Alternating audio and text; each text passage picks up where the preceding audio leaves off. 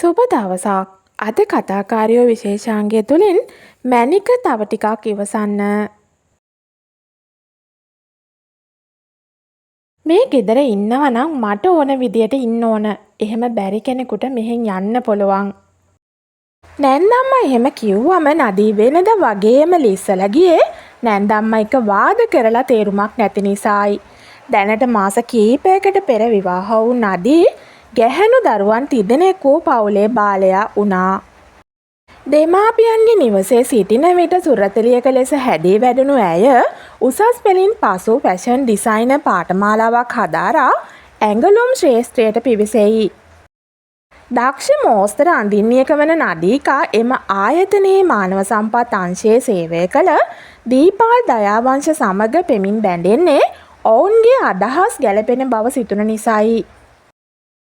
දීපාල් යනු කුඩා කල පියා මිය යාම නිසා තම මවගේ ශක්තියෙන් ගොඩ නැගි පුද්ගලයෙකි.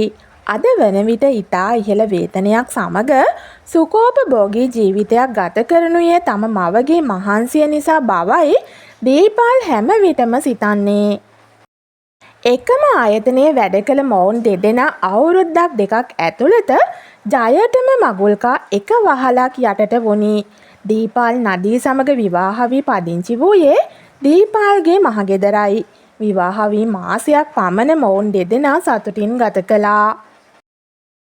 විවාහයෙන් මාස දෙකකට පමණ පසු දීර්ඝ සතිඅන්ත නිවාඩුවක් තිබිණි.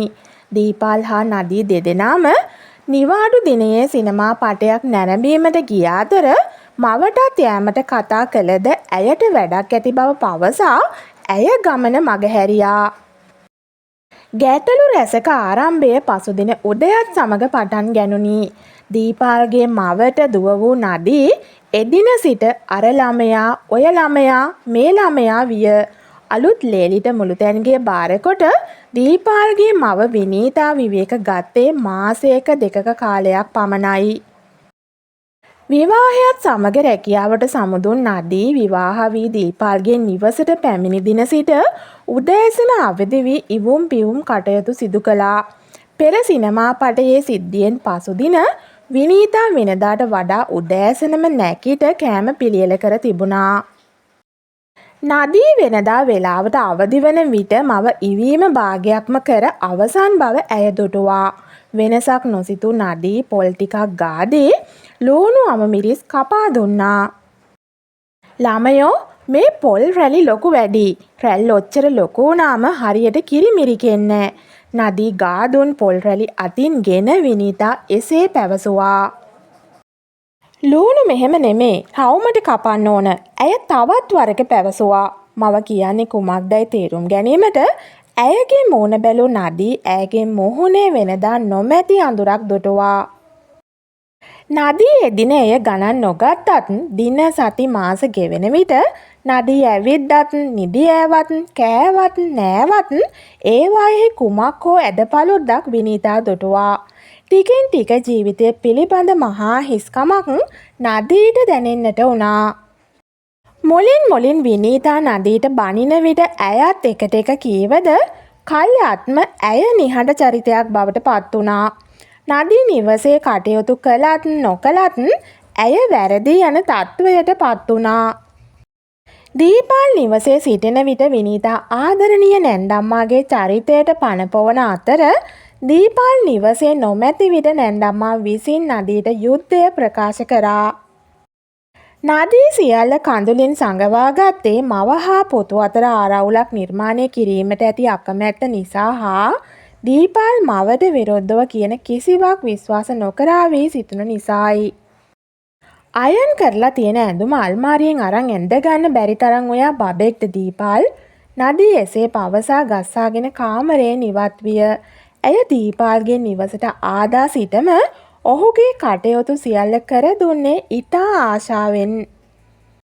නමුත් දැන් කීප දවසක සිට ඇය කුමක් හෝ පීඩනයකින් පසුවන බව ඔහුට දැනෙන්නට වූයේ ඇයගේ නොරොස්සන සොළු වචන භාවිතය නිසායි. කල්යාත්ම නදී දීපාල් සමග ඉක්මනින් කේන්ති ගන්නට වුණා. ඉතින් මේ වෙනස දීපාල්ට හොඳින්ම තේරුම් ගියා. ඒ නිසාම දීපාල් උදෑසන තේ එක Taman අතට දී නැවත මොළුතැන්ගෙට යන්නට හැරුණ නඩේගේ අතින් අල්වා ඇයව නතර කරගත්තා. ආපසු හැරුණ නදීට දීපාල් දෑස් වලින් යහන පෙන්වා මෙතනින් වාඩි වෙන්න ටිකක් ඇයි පැවසුවාම ඇය ඔහුගේ බහට අවනත වූ රොබෝවෙකු ලෙස යහනට කඩා වැටුණාය.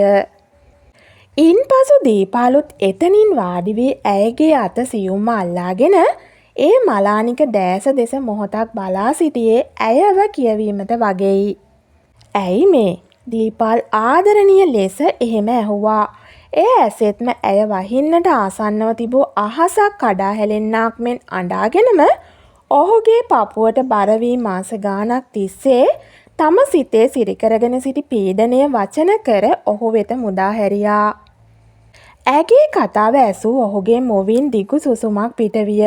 අනතුරුව ඔහුගේ පියාගේ වියෝවේ සිට විනීතා ඔහුව උස්මහත් කිරීමට ගත් වෙහෙස ඔහු අකුරක් නෑර නැවතත් පැවසුවා. නදී මේ අම්මගේ ජීවිතයේ අවසාන කාලේ. එයාගේ තරුණ කාලයම කැප කළේ මං වෙනුවෙන්. ඒක නිසා එයාව තනි කරන්න මට බෑ. මැනික අපි තව ටිකක් ඉවසමු. අම්මා වයසයි. අපිට සතුටින් ඉන්න තව කාලේ තියෙනවනේ. දීපාල් ආදරණීය හඬින් නඩේව තොරතුරු කරන් කියවන් ගියා. ගැහැණු කොහොමත් ආදරයට ලෝභයි. ඒ නිසාම නඩී තම සැමියාගේ බහට අවනත වුණා. කල් ගත වෙත්ම නදී නැවතත් කීප විටක්ම වෙන නිවසක පදිංචියට යමු යයි කියා මැසිවිලි නැගුවත් ඒ සෑම විටම ඔහුගේ පිළිතුර වුණේ මැනික අපි තව ටිකක් ඉවසමු. අපිට සතුටින් ඉන්න තව කල් තියෙනවා යනුවෙනි. දීපාල් නිවසේ සිටියදී නදී සමග සතුටින් ඉන්නවා මව දුටුවොත් කුමක් හෝ ඇනුම් පදයකින් නදීගේ හිත රිදවයි. කල්යාත්ම ඔවු නඹු සැමියන් වුවත් මවට පේන එසේ නොවේ ලෙස හැසිරෙන්න ගත්තා. දිනක් ආයතනයේ රාජකාරිවල නිරතව සිටින දීපාල්ට නඩීගේ අංකයෙන් නැමතුමක් ලැබුණා. හෙලෝ මේ ෆෝන් එක ඔයා දන්න කෙනෙක්ගේද? එහා ඉමෙන් එහෙම අහද්දී දීපාල්ට දැනුනේ දැඩි කුතුහලයක්. ඔව් කියන්න මේ මගේ වයිෆ්ගේ ෆෝන් එක. කෝ එයා? ඔයාට කොහෙන්ද මේ ෆෝන් එක? කුතුහලයේ සඟවා ගනිමින් දීපාල් ඇහුවා. එහෙමද? මහත්තයා කලබල වෙන්න එපා. අපි පොලිසියෙන් කතා කරන්නේ. ඔයාගේ වයිෆ් පාර මාරු වෙනකොට ටිපර් එකක හැප්පිලා අනතුරක් වෙලා තියෙනවා. පොලිසියෙන් එනකන් හොස්පිටල් ගෙනියන්නේ කවුරුත් ඉදිරිපත් වෙලත් නෑ. එයා මෙතනම නැති වෙලා තියෙනවා. එහා පැත්තෙන් එහෙම කියවන් යද්දී දීපාල්ට එය ඇසුනේ සිහිනේ නැහෙන හඬක් වගේයි. අනේ මගේ නදී! දීපාල් හයියෙන් කෑගසමින් දෑතින්ම හිස බදාගෙන අසුනකට කඩා වැටුණා. මැනික අපි තව ටිකක් ඉවසමු. සතුටින් ඉන්න අපිට තව කල් තියෙනවනේ. යන්න පමණක්ම දීපාල්ගේ සවන් පාත්වල රැව් පිළිරැව් දුන්නා.